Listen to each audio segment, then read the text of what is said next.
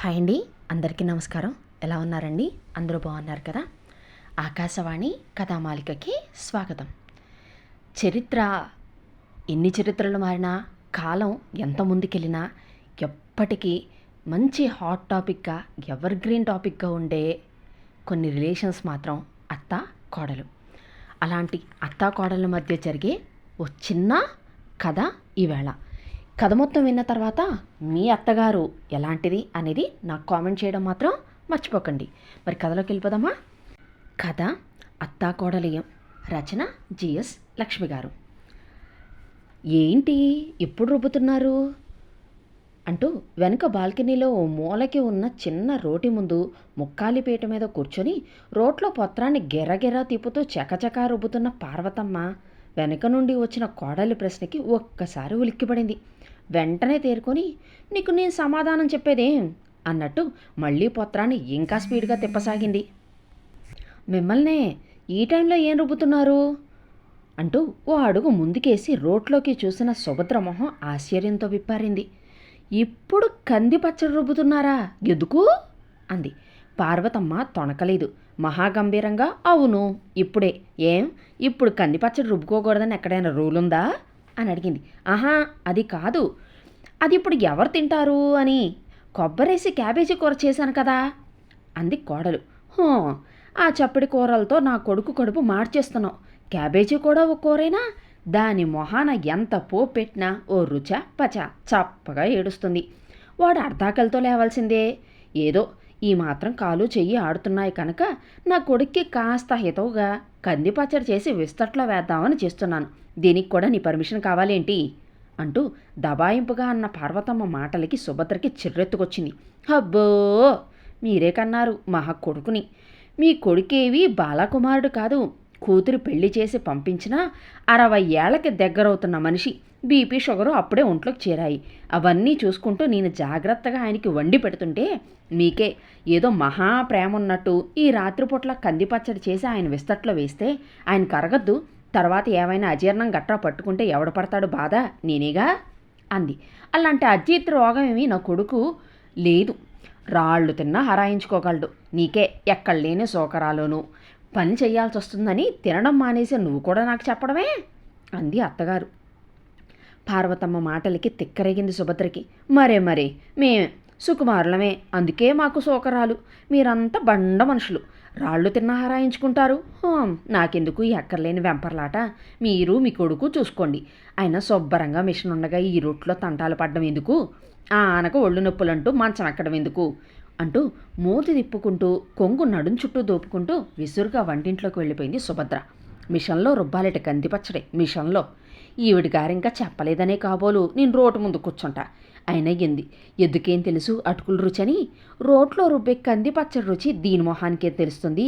ఇంగవ బాగా దట్టించి పోపు పెడితే కనుకనా ఈ పచ్చడికి ఆ వాసనకి లంకణాలు చేసేవాడు కూడా లేచొచ్చి విస్తర ముందు కూర్చుంటాడు. వాడు బొత్తిగా నోట్లో నాలిక లేనోడు కనుక అమాయకుణ్ణి చేసి కొంగును కట్టేసుకుంది. అది విస్తట్లో వేసింది తినడమే తప్ప ఒక్కనాడైనా నోరు విప్పి ఇది చెయ్యమని దాన్ని అడిగాడా? వేరే నాగన్న. ఏదో వాడు కడుపు నిండా ఏం తిట్టాడో తెలుసు కనుకనే అడగకుండానే అమ్మను కనుక ఇలా తంటాలు పడుతున్నాను. కనీసం ఈ పూటైనా వాడికి ఇష్టమైన ఈ కంది పచ్చడితో బిడ్డ కడుపు నిండా తింటే చాలు.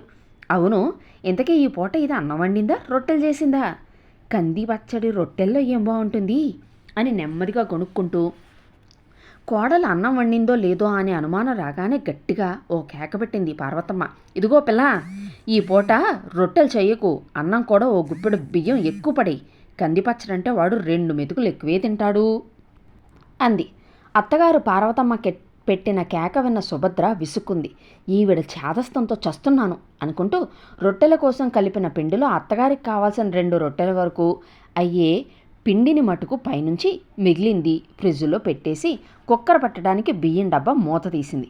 హాల్లో రాఘవతో పాటు స్పీకర్ ఫోన్లో వీళ్ళిద్దరి సంభాషణ వింటున్న రాఘవ కూతురు సరోజ పొక్కున నవ్వింది. విన్నావా అమ్మ, నీకే నువ్వు వెళ్ళి ఢిల్లీలో కూర్చున్నావు, నాకు మటుకు వీళ్ళ గొడవ తప్పడం లేదు అన్నాడు రాఘవ. రాఘవ మాటలు విన్న సరోజ నవ్వుతూనే చెప్పింది. పెళ్ళయ్యేదాకా రోజు నా పెంపక గురించి ఇద్దరు ఇలాగే గొడవ పడేవారు కదా నాన్న. ఇప్పుడు మీ గురించి అన్నమాట. మొత్తానికి నీకు కాలక్షేపం బాగానే ఉంటుందిలే అంది కూతురు సరోజ. ఏం చేస్తావమ్మా, ఇద్దరే, ఇద్దరికి నువ్వన్నా నేనన్నా మమకారమే. ఎవరి పద్ధతిలో వాళ్ళు దాన్ని చూపించుకోవడానికి చేసే ప్రయత్నమే ఇది అంటూ తేల్చేశాడు రాఘవ. సరే నాన్న, ఇవాళ కుదరదులే కానీ రేపు మాట్లాడతాడే వాళ్ళిద్దరితో అంటూ ఫోన్ పెట్టేసింది సరోజ. రాఘవ తీరుబడిగా కూర్చొని టీవీలో క్రికెట్ చూడడం మొదలుపెట్టాడు. కానీ క్రికెట్ కామెంటరీ కన్నా గట్టిగా అత్తాకోడళ్ళ సంభాషణ రాఘవ చెవిలో పడుతోంది. అన్నం వండాలట, అన్నం 2 పూట్ల అన్నం తినకూడదని ఎంతమంది డాక్టర్లు చెప్పడం లేదు?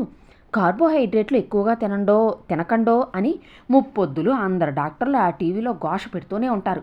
కానీ ఇలాంటి చేదస్త మనుషులు వినిపించుకుంటేనా అంటూ సుభద్ర బియ్యం కడుగుతూ ఎంత నెమ్మదిగా వేసుకున్నా ఆ మాటలు పార్వతమ్మ చెవుల్లో పడనే పడ్డాయి. అవునమ్మ, కడుపు నిండా తినమనడం కూడా చేదస్తం అయిపోయింది ఇంట్లో. అక్కడికి పెద్దాడికి చెప్తూనే ఉన్నాను, చిన్నాడి దగ్గరికి వెళ్తాన్రా, టిక్కెట్ కొని రైలు ఎక్కించరా అని. అక్కడైతే ఎంచక్క వంటిల్లంతా నా యజమాయిషీలోనే ఉంటుంది. ఏం చేసినా సంబరపడిపోతూ తింటారు, చిన్నాడు వాడి పెళ్ళాము పిల్లలోనూ. అక్కడ ఉన్నందరూ నన్ను నెత్తిన పెట్టుకుంటారు. నీలా నువ్వంటూ మీద పడిపోరు అంది అత్తగారు. ఎందుకు పెట్టుకోరు? 2 ఉద్యోగాలయ్యాయి. ఇంటికి వచ్చేసరికి వేడివేడిగా వేపుళ్ళు కందిపచ్చళ్ళు చేసి పెడితే తినడానికి ఎంత తీపరం. అయ్యో, పెద్దావిడ చేత చేయించుకుంటున్నామే అన్న ఇంగిత జ్ఞానం కూడా లేదు వాళ్ళకి. అలాంటి వాళ్ళే నచ్చుతారులేండి మీలాంటి వాళ్ళకి. తీయగా కబుర్లు చెప్పి ఇంటడు చాకరీని చేయించుకుంటాడు. అక్కడికే వెళ్ళండి, ఎవరొద్దన్నారట అంది కోడలు. మరే నీ పర్మిషన్ కోసమే చూస్తున్నాను నేను. పాపం వెళ్ళిన దగ్గర నుంచి మొగుడు చేత ఫోన్ల మీద ఫోన్లు చేయించి 10 రోజులు కూడా ఉండనీయకుండా వెనక్కి రప్పించింది ఎవరో. ఎంత జానవి కాకపోతే మొగుడిని కొంగుని కట్టేసుకొని వాడితో చెప్పించి నన్ను వెనక్కి రప్పించేస్తావు? పొత్రాన్ని మరింత గిరగిరా తిప్పుతూ అడిగింది పార్వతమ్మ. అబ్బో, మీ మీద ప్రేమ కారిపోతుందని రప్పించాను పాపం. మీ ముద్దుల కొడుకు అమ్మ మీద బెంగ పెట్టేసుకొని తిండి తినకపోతే పిలిపించండి అనాల్సి వచ్చింది. లేకపోతే మీ చేత మాటలు పడ్డం నాకేమైనా సరదానా అంటూ రైస్ కుక్కర్ స్విచ్ ఆన్ చేస్తూ అంది సుభద్ర. ఉండదు మరి బెంగ. మా ఇంట్లో ప్రేమలు అభిమానులు ఎక్కువేనమ్మా. మీ వాళ్ళలాగా మాట్లాడితే మొహం చిట్లించుకునే రకాలం కాదు మేము. నాకేం కావాలో నా కొడుక్కి తెలుసు, నా కొడుక్కి ఏం కావాలో నాకు తెలుసు. ఇంతకీ ఈ పచ్చట్లో ఉప్పు సరిపోయిందో లేదో కాస్త చూసి చెప్పు. నా చేతికి ఉప్పు కాస్త తక్కువే పడుతుంది మరి అంది. రుబ్బుతున్న పచ్చళ్ళలోంచి ఉసిరికాయంత ముద్ద తీసి బియ్యం కడుగు నీళ్లు బాల్కనీలో కుండీలో ఉన్న మొక్కలో పొయ్యడానికి వచ్చిన సుభద్ర చేతికి పామింది పార్వతమ్మ. అరచేతిలో వేసిన ఆ పచ్చడిని నాలుకతో చప్పరించి, కాస్త తక్కువైందిలేండి, అయినా ఇంకా వేయకండి, ఉప్పు తక్కువ తినాలని డాక్టర్ చెప్తున్నారుగా అంది కోడలు మళ్ళీ. వాళ్ళకేం ఎన్నైనా చెప్తారు. కంది పచ్చడిలో ఉప్పు తక్కువైతే జిహ్వ చచ్చిపోతుంది. జిహ్వకి అంటనప్పుడు ఇంకా ఎంత కష్టపడి పచ్చడి చేసుకోవడం ఎందుకు అంటూనే పక్కనే పెట్టుకున్న ఉప్పు చాడీలోంచి చారెడు ఉప్పు తీసి సుభద్రకి చూపిస్తూ, ఇది సరిపోతుందా అని అడిగింది.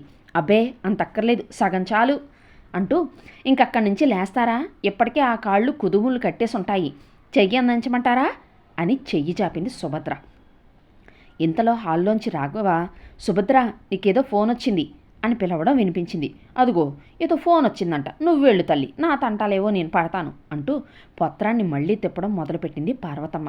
ఇంకా ఏం చేసినా ఈవిడ వినదని నిర్ధారించుకొని హాల్లోకి వెళ్ళింది సుభద్ర. వసంత ఫోన్ అంటూ ఫోన్ అందించాడు రాఘవ. వసంత వీళ్ళ ఫ్లాట్కి ఎదురుగా ఉన్న ఫ్లాట్లోనే ఉంటుంది. రోజు కాసేపు కబుర్లు చెప్పుకుంటేనే కానీ ఉండలేనంత మంచి ఫ్రెండ్స్ ఇద్దరు. వచ్చే నెలలో వసంత తమ్ముడి పెళ్ళి, అందుకోసం షాపింగ్ హడావుల్లో పడి ఈ మధ్య కలుసుకోవడం కుదరడం లేదు. ఏంటి వసంత ఈ టైంలో అంటూ ఫోన్ అందుకుంది. ఒక్కసారి రాగలవా సుభద్ర? మా తమ్ముడి పెళ్ళికి పట్టుచీరలు కొన్నాం, నేను అమ్మాను. అందులో ఏవి ఎవరికి బాగుంటాయో కాస్త చూసి చెప్తావని అంది అవతల నుంచి వసంత. పట్టుచీరలన్న మాట వినగానే సుభద్ర మొహం మందారంలా విచ్చుకుంది. ఏం చీరలు కొన్నారు? కంచా బెనారసా అని అడిగింది ఆతృత ఆపుకోలేక. అవి ఇవి అన్నీ కొన్నాం, నువ్వు ఓసారి వచ్చి చూసి ఎలా ఉన్నాయో చెప్పు అంది మళ్ళీ. ఇదిగో ఇప్పుడే వస్తున్నా అంటూ వీధి గుమ్మం వైపు వెళ్ళబోయి మళ్ళీ ఏదో గుర్తొచ్చినట్లు వెనక్కి వచ్చి వంటింట్లో పార్వతమ్మ కోసం చేసి పెట్టిన టిఫిన్ డైనింగ్ టేబుల్ మీద కనపడేలా పెట్టి రాఘవకి విషయం చెప్పి ఎదురు ఫ్లాట్కి వెళ్ళింది సుభద్ర. ఓ అరగంట అయ్యాక పార్వతమ్మ వచ్చింది రాఘవ దగ్గరికి. ఒరే అబ్బాయి అంటూ, టిఫిన్ తిన్నావా అమ్మా అని అడిగాడు రాఘవ. తిన్నాను కానీ అంటూ మాటను మధ్యలోనే ఆపేసి పార్వతమ్మ, ఏం కావాలమ్మా అని అడిగాడు రాఘవ. మీ ఆవిడేది అంటూ రహస్యంగా అడిగింది. ఎదుటి ఫ్లాట్ విమల ఏదో చీరలు చూడమని పిలిస్తే వెళ్ళింది అంతే రహస్యంగా చెప్పాడు రాఘవ. నీతో ఓ మాట చెప్పాలిరా అంది దగ్గరగా వచ్చి సోఫాలో కూర్చుంటూ. రాఘవ కూడా ఇంకాస్త జరిగాడు దగ్గరగా. రేపు శ్రావణ మాసానికి మీ ఆవిడికి జరీగళ్ళున్న కంచిపట్టు చీర కొనరా అంది నెమ్మదిగా. అదేంటి అంటూ ఆశ్చర్యంగా అడిగాడు రాఘవ. పాపం వెర్రిపిల్ల, ఎప్పటినుంచో దాని మనసులో ఈ కోరుకుందో. మొన్న ఫోన్లో వాళ్ళ అక్కతో అంటుంటే విన్నాను. ఇన్నేళ్ల నుంచి పాపం మనం ఏది కొంటే అదే కట్టుకుంటుంది, కానీ ఎప్పుడూ నోరు తెరిచి నాకు ఇది ఇష్టం అని చెప్పలేదు. నువ్వేమీ లోటు చేసావని కాదనుకో, కానీ ఇన్నాళ్ళు పెళ్లి బాధ్యత ఉంది కనుక ఇద్దరూ పొదుపుగా సంసారం చేసుకుంటూ దాన్ని ఓ ఇంటిదాన్ని చేశారు. ఇప్పటికైనా కాస్త దాని ఇష్టాలు చూసి చేస్తూ ఉండు అంది. అలాగే అమ్మా అన్నాడు రాఘవ గొంతు నిండుగా. సరేరా అయితే నేను ఇంక పడుకుంటాను. కంది పచ్చడి చేశాను, మర్చిపోతుందేమో వేయడం, అడిగి వేసుకొని తిను అంటూ తన గదిలోకి వెళ్ళిపోయింది ఆవిడ. సీరియస్గా క్రికెట్ చూస్తున్న రాఘవ మీద ఏదో పడినట్లు అవ్వడంతో ఒక్కసారి ఉలిక్కిపడ్డాడు. తీసి చూస్తే అదేదో ఆయింట్మెంట్. గబుక్కన వచ్చి దాన్ని అందుకుంది సుభద్ర. అయ్యో చూడలేదండి, ట్యూబ్లో ఇంకేమీ లేదని పక్కన పడేస్తుంటే పొరపాటున మీ మీద పడింది అంది. నువ్వెప్పుడొచ్చావు వసంత వాళ్ళ ఇంటి నుంచి అని అడిగాడు రాఘవ. ఇందాకనే వచ్చాను. మీరు ఆ క్రికెట్లో మునిగిపోయారున్నారు. ఏ దొంగాడైనా ఇంట్లో చొరబడినా ఇంతేగా అంటూ సుభద్ర టేబుల్ మీద కొప్పగా పోసిన ట్యూబుల్లో దేనికోసమో సీరియస్గా వెతుకుతోంది. ఏం కావాలి అని అడిగాడు. పెయిన్ బామ్ అండి, ఇక్కడే ఎక్కడో ఉండాలి అని అంది సుభద్ర. ఏం నడునొప్పిగా ఉందా అని అడిగాడు రాఘవ. నాకు కాదు, మీ అమ్మగారికి. చూడండి కాళ్ళు రెండు ముడుచుకొని ఎలా పడుకున్నారో. ఒంట్లో ఓపిక లేకపోయినా ఆ చిన్న ముక్కాలి పీట మీద కూర్చొని ఇప్పుడు ఆ కంది పచ్చడి రుబ్బకపోతేనేం, ఎంతోటి రుచి మిక్సీలో వేస్తే రాదట. చాదస్తం కాకపోతే మీరైనా చెప్పచ్చుగా.